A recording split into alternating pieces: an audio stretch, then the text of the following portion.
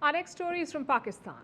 I will begin with two separate incidents. One is this, a temple being demolished in the city of Karachi. But this isn't just any other temple. It's a 150-year-old Mari Mata temple. So historically and culturally significant.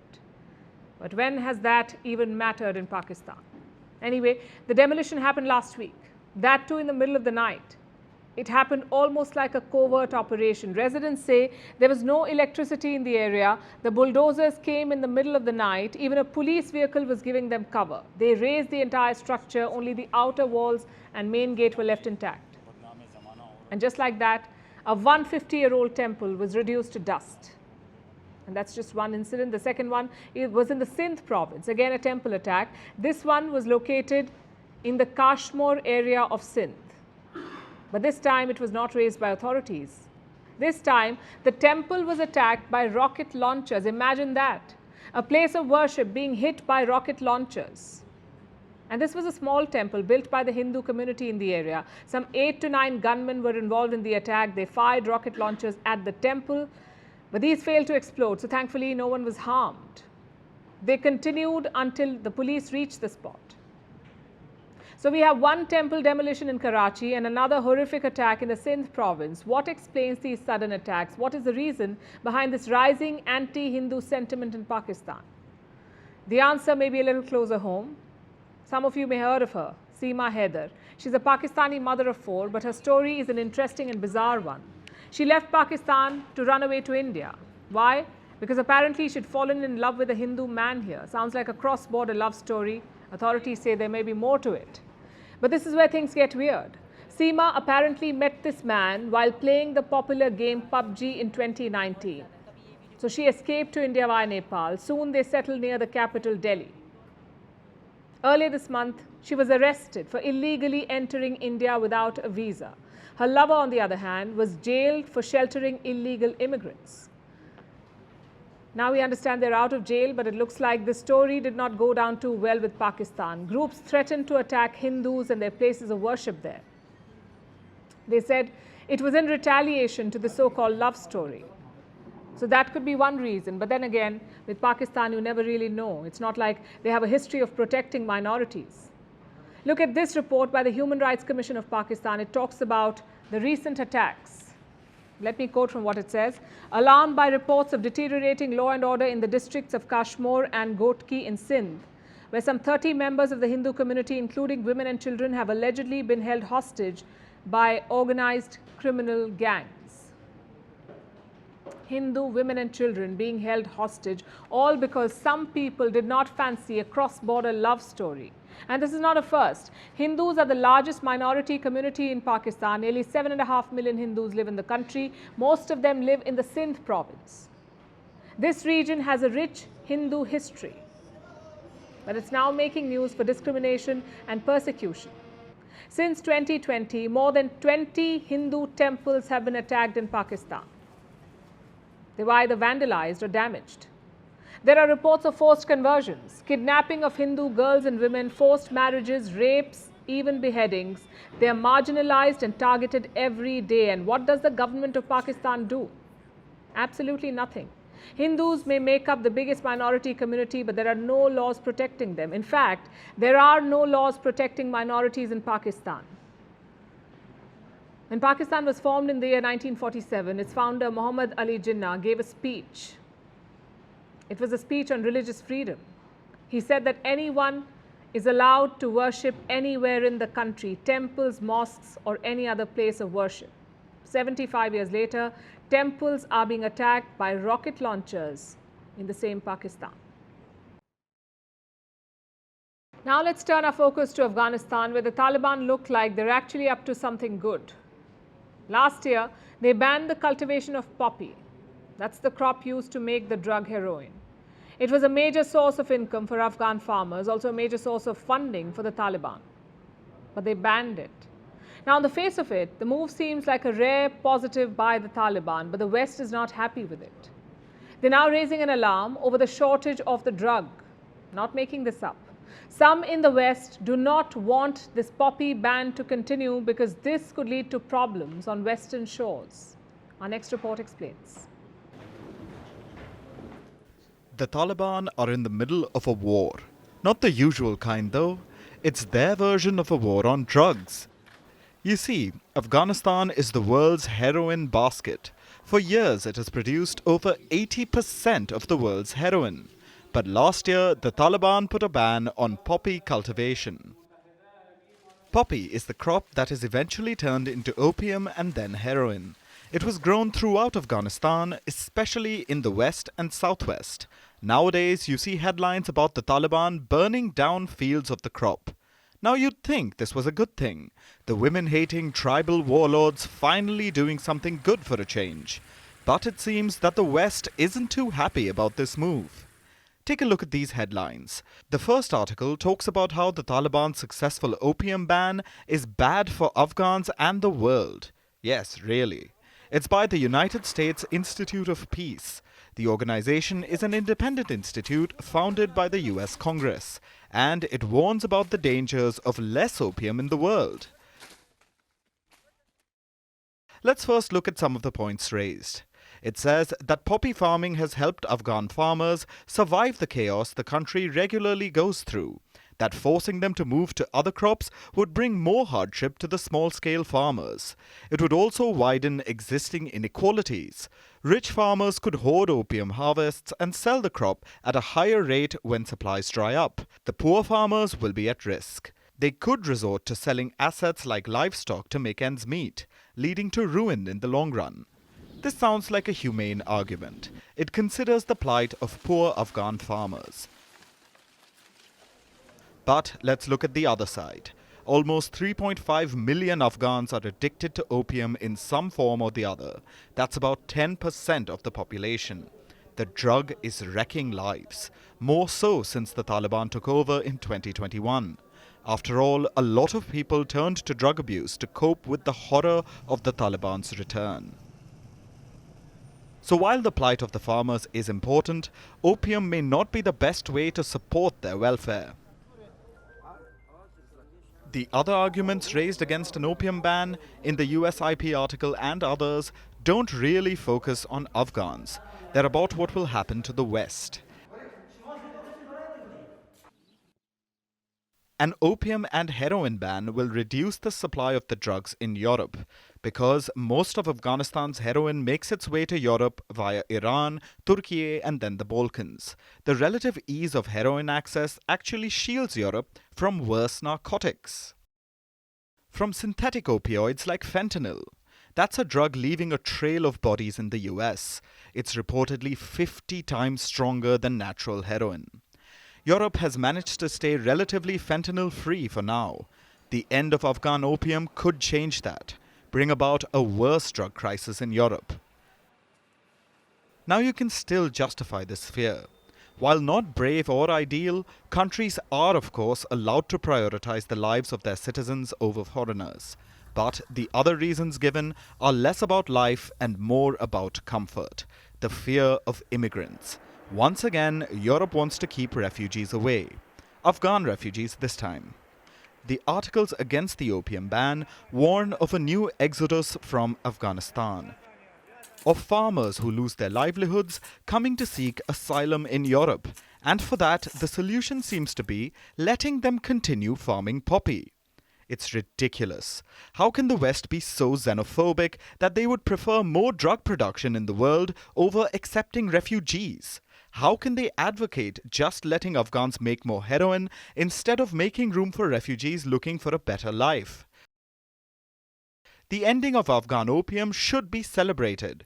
Any short-term difficulties the people face should be addressed through aid. For once, the Taliban seem to be on the right track. This should be encouraged. Because look at the alternative. The Taliban have historically depended on heroin for funding. And if they cannot feed the Afghan people, if they face too much public anger, they might just restart poppy cultivation. Then xenophobic Westerners may sign relief, but Afghans and the rest of the world will continue to suffer from a drug crisis.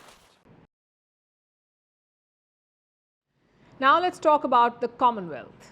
an irrelevant institution for the modern era. It was established with a goal to unite former British colonies. The British wanted a way to exert their influence on them. The answer was the Commonwealth. But this grouping is facing serious challenges. The latest one is this: a sudden announcement from Australia, from the Australian state of Victoria. In 2026, Victoria was supposed to host the Commonwealth Games. But now they've changed their mind. Victoria has called off the Games. Why? Because they are too costly. Victoria says the projected cost of the event has tripled and they simply cannot afford it. So they called it off. Look, I've made a lot of difficult calls, a lot of very difficult decisions in this job. This is not one of them. Frankly, $6 to $7 billion for a 12-day sporting event, we are not doing that. That does not represent value for money. That is all cost and no benefit. He makes a lot of sense. Let's look at the budget. When Victoria started the preparations, they set aside $1.8 billion for the event. This was the initial estimate, $1.8 billion. Victoria won the bid to host the Games last year, in 2022. But within a year, the budget had to be revised because the cost began to mount. And the final budget is projected to cross some $4 billion, which is more than twice the original estimate. Local officials say the event might end up costing even more. They're quoting figures as high as $6 billion. So Victoria had to make a choice: either divert funds from government schemes to go ahead with the Games, or just call it off, call off the entire event. They chose option 2. They cancelled the whole thing. So now there is no host for the 2026 Games, and this has triggered a big debate. Australian officials are divided. I have a quote from Craig Phillips. He is the chief of the Commonwealth Games in Australia. This is an association. They promote Commonwealth sports in the country. Phillips says the claims over cost are quote-unquote exaggerated. In fact, let me quote from what he said. The Victorian government willfully ignored recommendations to move events to purpose-built stadia in Melbourne, and in fact remained wedded to proceeding with expensive temporary venues in regional Victoria. So there is now an internal tussle. Where does this leave the organisers? In a fix. They don't have a venue for the 2026 Games. They have two options as of now: find a new host or convince Victoria to change its mind. They can try that by helping with the finances. Also, other Australian states can help by sharing some responsibilities. They can, but they don't seem interested. New South Wales has refused, again due to budgetary pressures. Queensland, Tasmania, South Australia and Western Australia have all ruled out participation. Only one Australian state seems interested, that's Perth.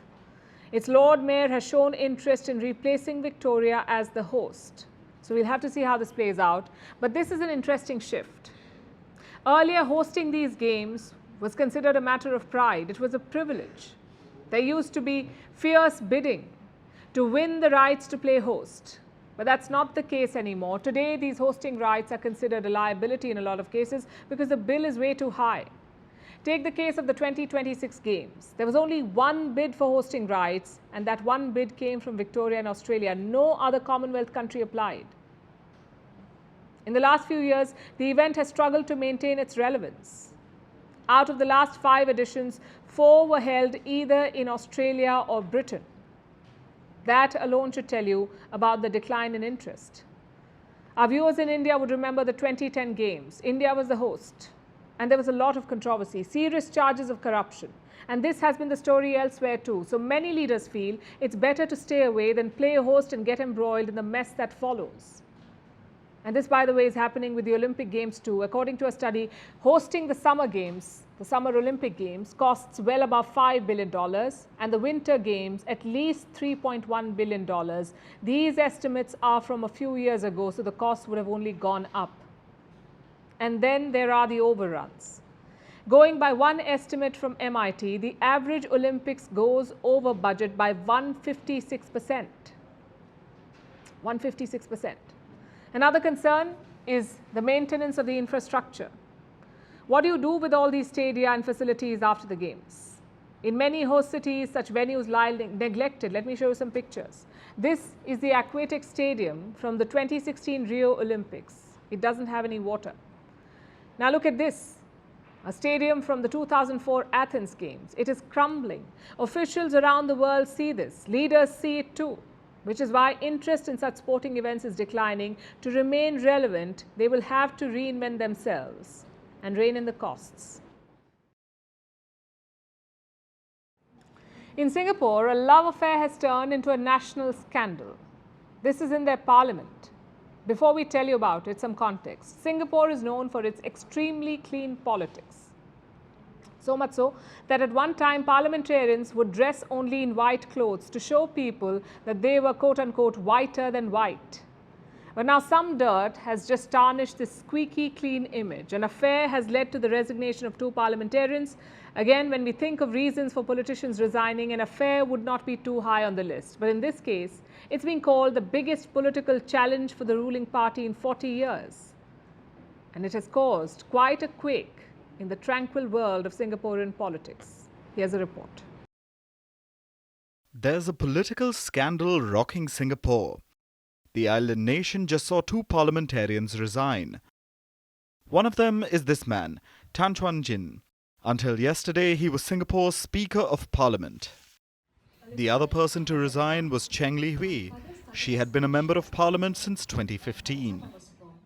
The reason for their resignation was that they were having an affair. The Parliament Speaker is married with 2 children. In his resignation letter, he wrote, "For me personally, this recent episode has added to the hurt I have caused my family. I have let them down. We have spoken about my personal conduct before. There are areas where I have fallen short. I need to take responsibility for them and help heal my family." The letter was addressed to Singapore's Prime Minister, Lee Hsien Loong. Notice how he wrote that he had spoken about his personal conduct before. The affair was reportedly going on for years. The Prime Minister was aware of it as far back as 2020, but only now was the Speaker asked to resign. The timing could be related to another gaffe by Tan. He was recently caught bad-mouthing another lawmaker in Parliament. Tan had forgotten to switch off his mic, and his tirade against a lawmaker became public. However, Lee says it's the affair that resulted in Tan's ouster. Besides Mr. Tan's recent hot mic incident, the unparliamentary language which was used, there's also the relationship of the inappropriate relationship between him and his fellow PAP MP, Ms. Cheng Li Hui. This is, in comparison, I think the more serious matter, because he was a speaker and she is an MP, and there should not have been a relationship. In Singapore, affairs regularly lead to disqualification. It happened in 2012 as well. The then Speaker of the House, Michael Palmer, also resigned over an affair. At the time, the Prime Minister said it was the proper thing to do. The then Deputy Prime Minister, Teo Chee Han, said, "MPs have a duty to the public which they can only perform if they do not mix up their personal and official relationships." There have been other affairs that led to resignations as well. In 2016, an MP from the ruling party, David Ong, resigned over a personal indiscretion. Anytime such indiscretions become public, the MPs are shown the door. So once again, the Speaker of Parliament was asked to step down over an affair. The Speaker. It's one of the highest-ranking roles in Singapore's government. The Speaker is third in line for the presidency in the country. It's not just anyone who can become Speaker. They are directly appointed by the Prime Minister. This means Tan was seen as competent. So how does an affair lead to his removal? In most of the world, affairs aren't the worst offence committed by politicians, not by a long shot. Think Boris Johnson, Bill Clinton, John F. Kennedy, Jacques Chirac, Nicolas Sarkozy and François Hollande. The list goes on. In fact, it's more common to see struggles to remove politicians implicated in insurrections. So why do Singapore's politicians adhere to such a strict moral code? In part, it's due to the country's history with corruption. Singapore was a British colony till 1965. Before that, it was occupied by Japanese forces during World War II. Both colonizers left a legacy of corruption in governance, and when the country became independent, the government led by Lee Kuan Yew was determined to uproot corruption. And he succeeded. Singapore has regularly been considered as the sole Asian nation free of corruption. This reputation has allowed his party to dominate Singapore's politics. The People's Action Party has governed the island nation continuously since even before the country became independent. Party members were known to wear white shirts and trousers to showcase their clean image. They were supposed to be whiter than white, holier than thou. It's a legacy the party cherishes. It's also a political ploy, banking on their clean image to win elections. So that's why anytime something like an affair becomes public, the offenders are ousted, irrespective of their qualifications. But that's the thing, even if people are morally grey, is it the party's place to intervene? Moral dubiousness at home doesn't mean they are bad at governance. It's a personal matter. Should Singapore's elected officials be wasting their time with family therapy sessions? Or leave it to the families to sort out their problems and let the government stay just focused on governance? Now it's time for Vantage Shots, images that tell the story. China has been hit by Typhoon Talim. Heavy rain created a waterfall on a busy road. Meanwhile, wildfires are burning in parts of California and the United States. We'll show you a time-lapse video of its progression. And Indian cricketer Mahendra Singh Dhoni is famous for his decision-making prowess on the field, but you know he's also a huge bike and car enthusiast. Former Indian cricketer Venkatesh Prasad shared a video of Dhoni's impressive automobile collection. And finally, we're taking you back in history on this day. In 1947, the Indian Independence Act was cleared by the British monarchy. This act divided the subcontinent. It created two new independent nations, India and Pakistan. It also declared India as a sovereign and independent state. We're leaving you with that. Thanks for watching. We'll see you tomorrow.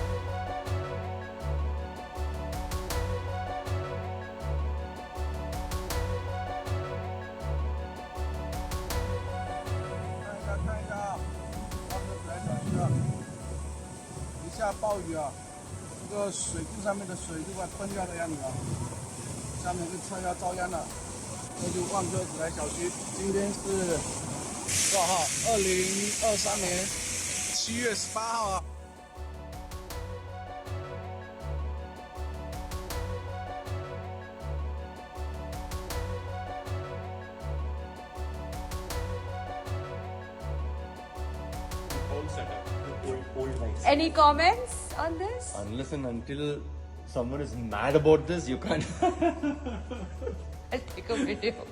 Isn't it? Huh? She was not making it for me. Doesn't it look weird? All these पता नहीं ये bike showroom हो सकता है ये. इसीलिए जब ये बन रहा था ना तो हम लोग बहुत बड़ा था. Yeah, it's full. It's full. ये बन रहा था